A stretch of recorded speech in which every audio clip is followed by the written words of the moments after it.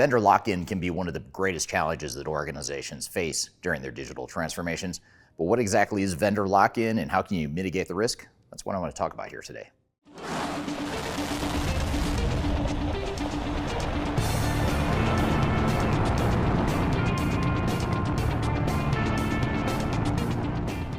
My name is Eric Kimberling. I'm the CEO of Third Stage Consulting. We're an independent consulting firm that helps clients throughout the world reach their third stage of digital transformation success. And one of the services we provide to our clients is software selection, as well as digital strategy and implementation planning. And one of the challenges we help our clients navigate as part of our implementation planning and software selection services is this whole concept of vendor lock-in. Vendor lock-in is an intangible thing that really needs to be considered as you're defining your digital strategy. So what I want to do today is talk about what vendor lock-in is, as well as how you can mitigate the potential risks of that. And if you're looking for more information about how to define your digital strategy and roadmap, and also how to select the right software for your organization, I encourage you to download our Guide to Software Selection, which you can download off our website using this QR code right here, or you can go to the links below. Before we dive too far into today's content, I want to share a little bit of information about Third Stage Consulting and who we are. Third Stage Consulting Group is an independent technology agnostic provider of consulting services to help clients through their digital transformations. We help with digital strategy and software selection, as well as implementation planning. And during implementation, we provide services related to program management, organizational change, business process improvement, as well as enterprise architecture. These are just some of the services we provide. We have offices in North America, as well as Europe and Asia Pacific. So if you'd like to learn more, I encourage you to check out our resource center, which includes a number of resources that will help you through your digital transformation, and you can access that for free using the QR code here or the links below. You can also reach out to me directly if you'd like to discuss your digital transformation and brainstorm ideas on how to improve where you're headed on your journey. Now let's jump back into today's content. First, it helps to understand what vendor lock-in is. And if you don't know what it is, essentially what vendor lock-in refers to is this concept that you're dependent on one software vendor or provider to provide all of your software and services that go along with that. So an example would be a company that invests in an ERP system like an SAP or an Oracle or Microsoft Dynamics. They might deploy that one technology, that single technology across the entire enterprise. And that creates a sort of vendor lock where now that one vendor has not only provided you a ton of different software options and a ton of different technology to automate your entire business, but it also means that if you try to change your operations or do something different than what the software can do, it makes things a little bit more difficult and complicated. The other aspect of vendor lock-in that's becoming a lot more prevalent in this cloud and SaaS-based world that we live in right now is the fact that once you deploy a cloud-based solution, it's a lot harder to switch out. So if you've deployed a single system like an SAP S/4HANA, for example, if you've deployed that single system through your entire enterprise, it's going to be really hard to replace that someday if you ever decide that you've outgrown the system or your needs have changed, or if you decide that there's just a better technology out there that might better fit your needs. Because someone else is hosting all of your applications and all of your data and all of your technology operations, which certainly has its advantages, until it comes time to switch that technology. So it's a good thing until it comes time to switch, and that's an aspect of vendor lock-in as well.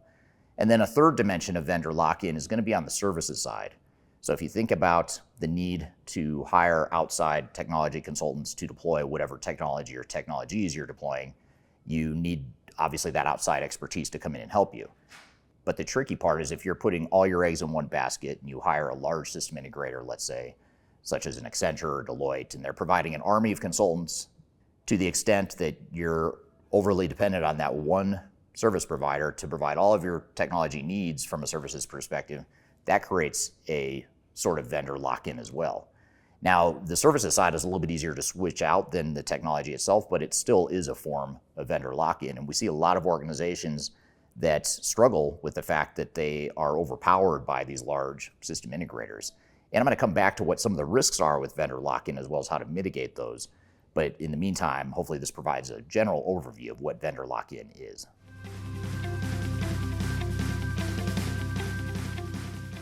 Now, for some organizations, they get caught up in vendor lock-in unintentionally. They might get a great deal from a software vendor to buy a bunch of different modules and a bunch of different subscriptions that they may or may not need.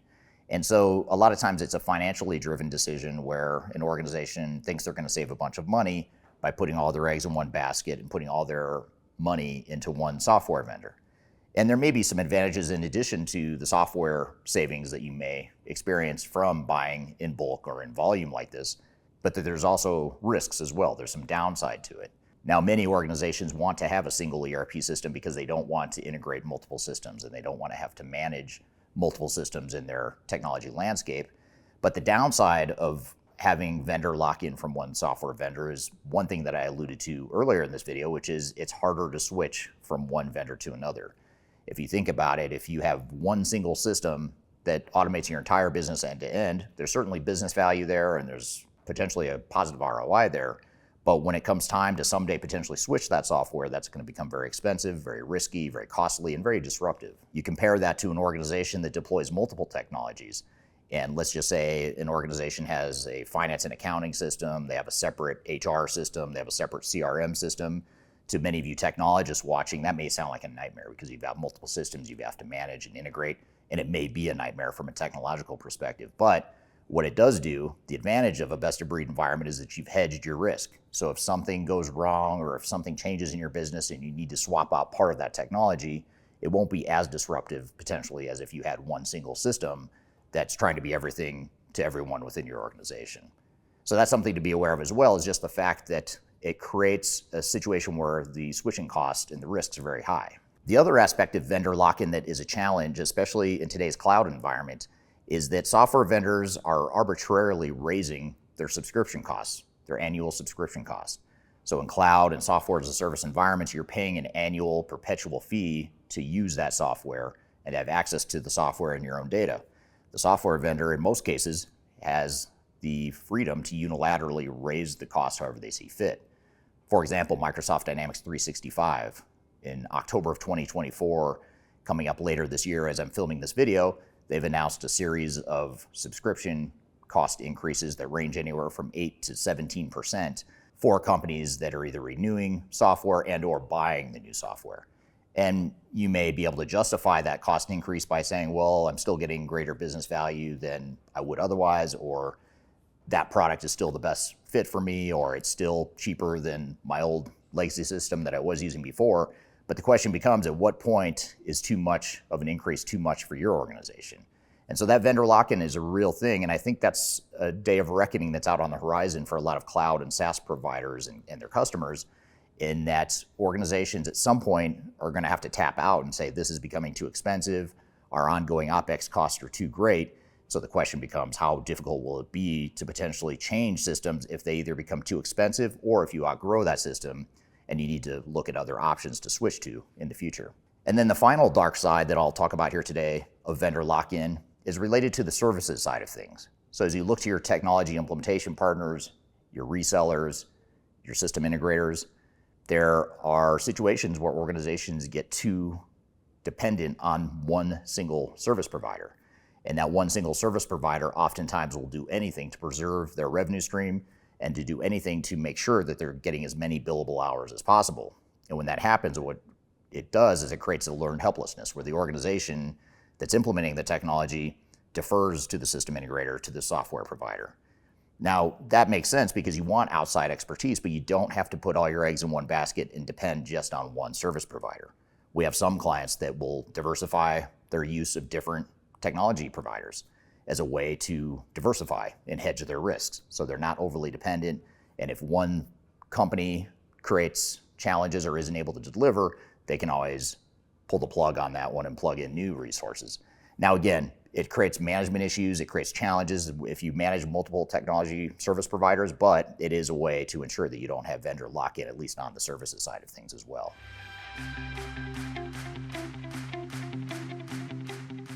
So these are some of the risks of vendor lock-in, and it may be that it still makes sense for you to go down this path of vendor lock-in. Maybe it makes sense for you to have one big ERP software provider that's going to automate your entire business. Maybe it does, in fact, make sense for you to use one big system integrator that's going to provide all of your technology resources. So the question then becomes, well, how do we mitigate the risk, or how do we at least get some sort of advantage or benefit out of this vendor lock? And I recently conducted a podcast interview where I was interviewing an industry expert who talked about this concept of transitioning from the concept of vendor lock-in and sort of flipping it around into a customer lock-in scenario. And what I mean by that is you're sort of flipping things around and turning it from a negative into a positive to where you have the leverage in that lock-in sort of relationship. I'll give you an example. If you're negotiating with a software provider that's going to provide a whole plethora of different functionality and capabilities across your entire enterprise, and it's going to be a big sale for that software vendor, use that to your advantage and negotiate accordingly. There are ways that you can say, hey, if we're going to go all in on this vendor, we are going to expect some very significant and very material discounts to the subscription fees. Another way to mitigate the risk and the downside of vendor lock-in is to say, you know what, in addition to potentially getting a great deal up front, we're going to pre-negotiate any future purchases we make. So in other words, we're going to lock in, from a customer perspective, certain pricing that will apply to us in X number of years in the future. And that's a way you can say, hey, look, we are investing heavily in you, the vendor, therefore we invest you, the vendor, to invest heavily in us, and you might have to give up something in order for us to have this sort of lock-in relationship. And then another negotiation tactic you can use to mitigate the risk of vendor lock-in is to ensure that you put a cap on future price increases, because this is where cloud and SaaS solutions are really going to create problems in the future, in that the ability to arbitrarily increase cost and knowing that the switching costs are going to be very high for you, the end customer, that creates a temptation that I think is going to get out of control in the future, where software vendors continuously increase those annual subscription costs with or without reason. And they're going to push the boundary to a certain point, knowing that they can, because they know it's going to be more expensive and more risky for you to switch from their software solution to another, because you have this vendor lock-in scenario. So if you can pre-negotiate any maximum price increase in the future, even if it's for the next 3 or 5 years, perhaps you tie it to the consumer price index or some other inflationary measure, to where you know that the vendor isn't going to arbitrarily increase beyond what normal inflation or normal standard of living costs might increase. So those are just a few ways that you can mitigate the risk of vendor lock-in and turn it from a vendor lock-in scenario to a customer lock-in scenario that's a little bit more positive.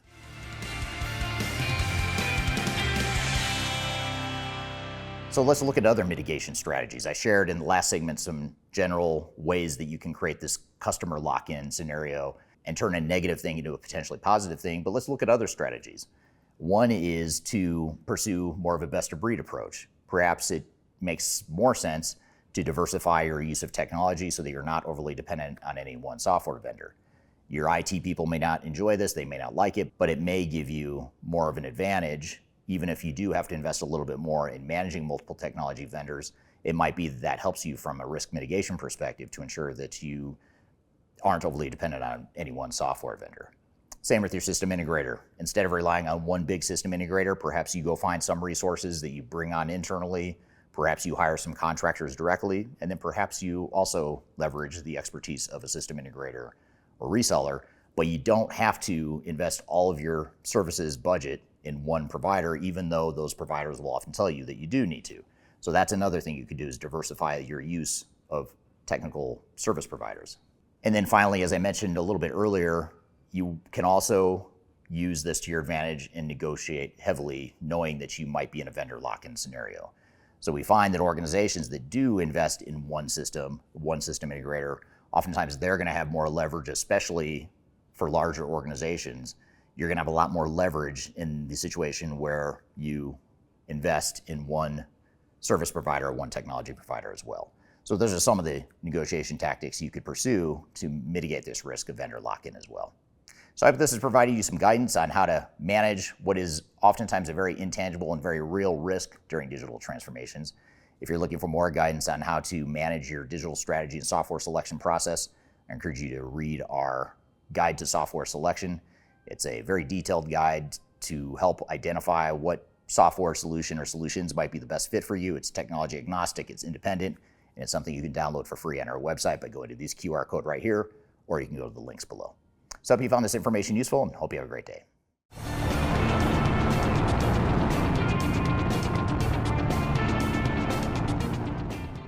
I encourage you to download our, what's it called? Gosh, I cannot talk today. Yeah. Wow. It's okay. Let me start this whole thing over.